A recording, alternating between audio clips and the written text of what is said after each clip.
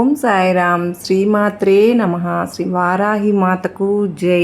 మనం వారాహి మాత గురించి ఇప్పుడు కూడా మన వీడియోల్లో మన ఛానల్లో అసలు ప్రస్తావించిందే లేదు కదా ఫ్రెండ్స్. కానీ ఎందుకు తెలియదండి, ఎస్టర్డే ఫ్రైడే నుంచి కూడా నాకు అమ్మవారి గురించి మాట్లాడాలి అని చెప్పి చాలా ప్రేరణ కలుగుతూ ఉంది. ఆ తల్లి శక్తివంతురాలు, ఆ లీలలు, ఆ రహస్యాలు అనేవి అంతుపట్టనవి. ఆ తల్లి గురించి మాట్లాడాలి అని చెప్పి నేను మీ ముందుకు వచ్చాను ఫ్రెండ్స్. తప్పకుండా మనం అమ్మవారి గురించి ఆ రహస్యాలను తెలుసుకునే ప్రయత్నం చేద్దాము. ఆదిశక్తి అమ్మవారి నుంచి 7 స్వరూపాలు ఉద్భవించాయి. వీళ్ళే సప్తమాతృకులు. ఈ సప్తమాతృకుల్లో ఒకరే వారాహిదేవి. ఈ వారాహి అమ్మవారిని కేవలం రాత్రిపూట మాత్రమే పూజిస్తారు. ఈ అమ్మవారి ఆలయాలు కూడా పగటిపూట మూసివేయబడి ఉంటాయి. అయితే ఈ వారాహిదేవి ఎలా జన్మించారు, ఎందుకు వారాదేవి జన్మించారు, ఎందుకని రాత్రిపూట మాత్రం పూజిస్తారు, ఈ అమ్మవారి భర్త ఎవరు, ఈ అమ్మవారిని ఎవరు పూజించవచ్చు, ఇలాంటి విషయాలతో పాటు వారాహిదేవి పూర్తి కథని వీడియోలో చెప్పాలని అనుకుంటూ ఉన్నాను ఫ్రెండ్స్. చాలా ఇంట్రెస్టింగ్గా ఉంది. ఎక్కడ కూడా స్కిప్ చేయకోకుండా వారాహి అమ్మవారి గురించి మన హిందూ గ్రంథాల్లో చాలా పురాణాల్లో ఉన్నదండి.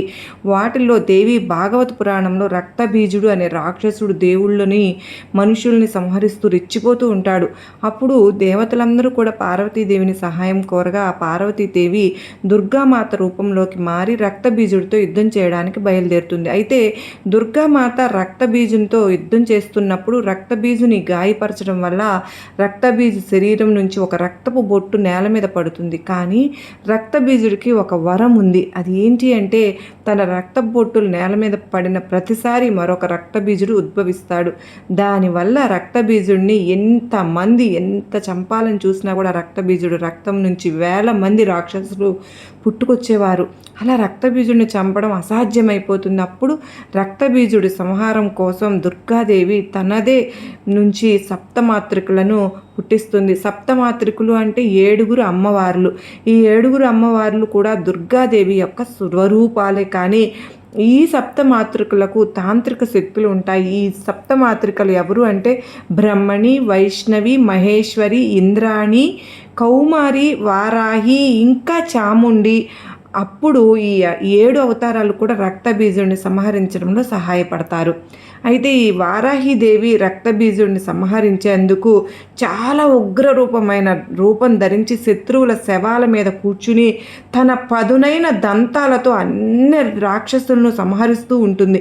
ఆ తరువాత రక్తబీజుడు దుర్గాదేవితో ద్వంద్వ యుద్ధానికి పిలవడంతో ఈ 7 స్వరూపాలు కూడా దుర్గమ్మలో తిరిగి కలిసిపోయి రక్తబీజుడిని సంహరించినట్టు దేవి భాగవతంలో ఉన్నది. ఇలా జరిగిన తరువాత భాగవత పురాణంలో హిరణ్యాక్షుడు అనే రాక్షసుడు భూదేవిని చాలా చిత్రహింసలు పెడుతూ ఉంటాడు. కానీ భూదేవికి హింసలు పెట్టడానికి ముందే హిరణ్యాక్షకుడు వారాహిదేవి కోసం కఠోరంగా తపస్సు చేసి వారాహిదేవిని ప్రసన్నం చేసుకున్నాడు. అప్పుడు వారాహి అమ్మవారు హిరణ్యాక్షకుడికి ఏం వరం కావాలి అని అడిగితే హిరణ్యాక్షకుడు అమరత్వాన్ని వరంగా కోరుకుంటాడు. కానీ వారాహి అమ్మవారు మాత్రం అమరత్వాన్ని ఇవ్వడం కుదరదు అని తేల్చి చెప్పేస్తారు.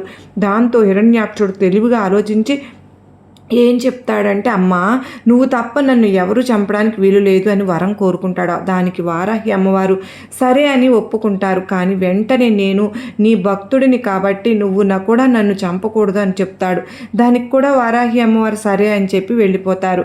ఇంకా ఈ వరాన్ని అండగా చూసుకుని హిరణ్యాక్షుడు విచ్చలవిడిగా రెచ్చిపోయి భూమాతను చిత్రహింసలు పెడుతూ ఉంటాడు. అప్పుడు హిరణ్యాక్షకుడిని చంపడం కోసం వారాహి అమ్మవారి నుంచి వారాహస్వామి ఉద్భవిస్తారు. అలా వారాహి అమ్మవారిలో నుంచి వచ్చిన విష్ణువుని అవతారమే వరాహస్వామి. ఇంకా మత్స్య పురాణంలో శివుని చెమట బొట్టుతో అంధకాసురుడు అనే రాక్షసుడు పుడతాడు. అయితే అంధకాసురుడు పెరిగి పెద్దయ్యాక రాక్షసులందరికీ అధిపతి అయ్యి దేవతలపైన యుద్ధాన్ని మొదలు పెడతాడు.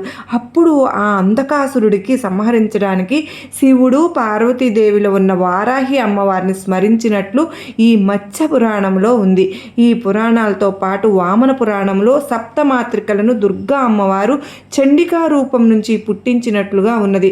అందులో వారాహి అమ్మవారు మాత్రం చండికా యొక్క వీపు భాగం నుంచి పుట్టినట్లుగా రాసి ఉంటుంది. అయితే ఈ గ్రంథాల్లో ప్రతిసారి వారాహి అమ్మవారు వచ్చేది శత్రు వినాశనానికి అయితే సేనలకి ఆధిపత్యం వహించడానికి, ఇంకా వారాహి అమ్మవారి భర్త వరాహస్వామి అని చాలామంది అనుకుంటారు.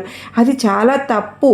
ఆది శక్తి స్వరూపమే పార్వతీదేవి. ఎలా అయితే పార్వతీదేవి నుంచి ఈ సప్తమాత్రికలు వచ్చారో అలాగే శివుడి స్వరూపమైన భైరవుడి నుంచి అష్టభైరవులు ఉద్భవించారు. ఈ అష్టభైరవులు కూడా అష్టదిక్కులని కాపాడుతూ పాలిస్తూ ఉంటారు.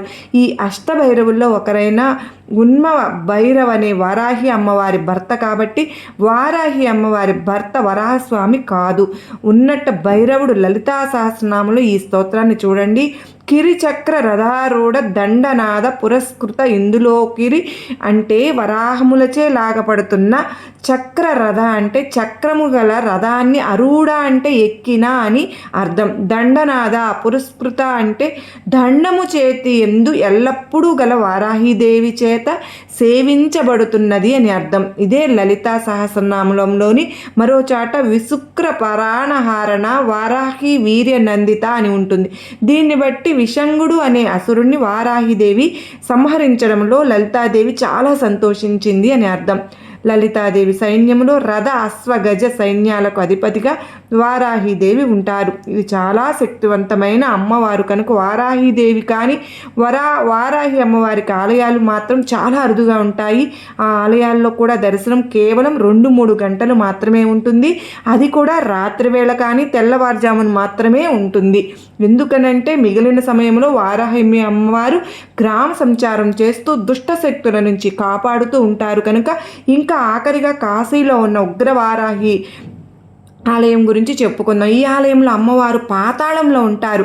ఆ విగ్రహం కూడా చాలా పెద్దది. కానీ ఈ అమ్మవారి విగ్రహాన్ని భక్తులు నేరుగా చూడడానికి అక్కడ కూడా కుదరదు. ఆలయం కూడా కేవలం 2-3 గంటల్లోనే మూసేస్తారు. ఇంకా ఆ సమయంలో భక్తులు అమ్మవారిని దర్శించుకోవడానికి దేవస్థానం వాళ్ళు ఏర్పాటు చేసిన 2 రంధ్రాల గుండానే చూడాలి.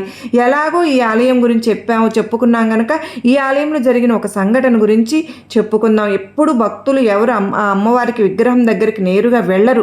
కానీ ఒక నూతన దంపతుల జంట అమ్మవారి విగ్రహాన్ని నేరుగా దర్శించుకోవాలి అని అర్చకుడితో గొడవ పడతారు. అప్పటికే ఆ అర్చకుడు చెప్తూనే ఉంటారు, ఈ అమ్మవారు ఇక్కడ చాలా ఉగ్ర స్వరూపంలో ఉంటారు, ఆ శక్తిని మేము తట్టుకోలేము కనుకనే మీరు కూడా వెళ్ళవద్దు అని అంటారు. కానీ ఈ జంట వినకుండా గొడవపడి మరీ పాతాళంలో ఉన్న అమ్మవారి విగ్రహం దగ్గరికి వెళ్ళారు. కానీ అక్కడికి వెళ్ళిన కొద్ది క్షణాల్లోనే ఆ జంట అక్కడికక్కడే మరణించారు. దీన్ని చాలామంది పుకారు అని కూడా అంటారు. కానీ చాలామంది చదివానండి. అందుకే నేను మీకు కూడా చెప్తున్నా, మీరు ఎప్పుడైనా వారాహి అమ్మవారిని దర్శించుకున్నారా లేదా మీరు కూడా నాకు ఒకసారి కామెంట్ సెక్షన్లో షేర్ చేయండి ఫ్రెండ్స్. ఇలాగ చిన్న చిన్న కథల ద్వారా మనం వారాహి అమ్మవారి గురించి కూడా చెప్పుకునే ప్రయత్నం చేద్దాం.